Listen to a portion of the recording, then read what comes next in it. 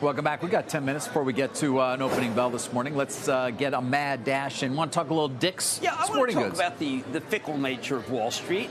When Dick's decided to buy Foot Locker, it was widely presumed to be one of the dumbest things ever. The stock broke down. People were saying, what do they know? How can Ed Stack, how can Laura Hobart do this? This is just so bad.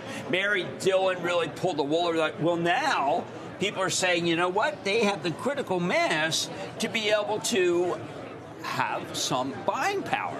Like maybe they can even go to Nike and say, look, this is what we want. Now, I think that Nike's more of a partner with Dick's Sports, but Citi says it's going to go to 280. And it's a reminder that when you see a takeover a la Anglo, maybe we can even talk about that later. Yeah, we when will. You see a takeover, don't immediately presume that the buyer's an idiot. No, I won't. Although sometimes they are. Having reported probably on more deals than virtually anybody. I can tell you, factually, some deals are stupid. And this is why we're partners. Because what I wanted to say to you was, do you think this is a typical pattern? Or do you think that there are people who just say, you know what, they know how to do a deal? No, they know how to do it all. Plus, it's not a bet the company deal either. Not at all. No. Which is important. Now that you want to talk about that Keurig Dr. Pepper deal that we saw a couple of weeks ago? No, I've been working on that for Mad Money, and I still can't make heads or tails of it. I'm not kidding. They're splitting it into two beverage companies. Oh, okay. What about the Kraft? Gets the machine? What about the Kraft Heinz split up?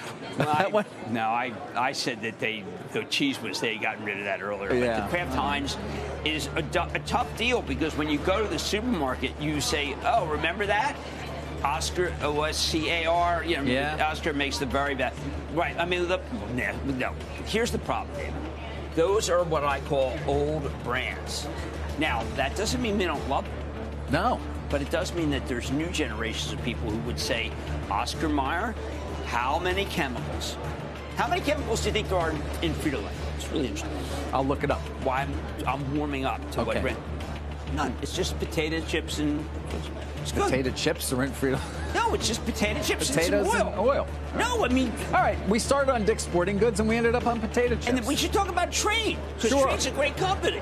Okay, hey, you guys do we will. That'll be around the opening bell. Don't forget, by the way, you can catch us anytime and anywhere by listening to and following the Squawk on the Street Opening Bell podcast.